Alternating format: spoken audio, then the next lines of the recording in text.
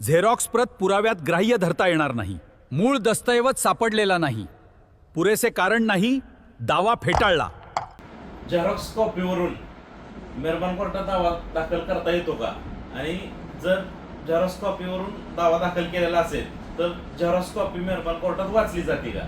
याबाबत आपण काय सांगू शकतो? दिवाणी न्यायालयामध्ये आपण एखादा दावा दाखल करतो, एखादा अर्ज दाखल करतो किंवा अपील दाखल करतो, तर ते या गोष्टी दाखल करीत असताना एखाद्या दस्ताबाबत जर आपण दाखल करत असेल, एखादा दस्त, एखादा कागद जर पुरावा म्हणून दाखल करत असेल, परंतु तो कागद जर झेरॉक्स प्रतीत असेल, त्याची मूळ प्रत किंवा मूळ दस्त उपलब्ध नसेल, तर अशा परिस्थितीमध्ये तो कागद पुराव्यामध्ये कसा वाचला जाईल अथवा तो कागद खरा असल्याबाबतच किंवा त्या कागदाला चॅलेंज करण्याबाबत आपण काय करू शकतो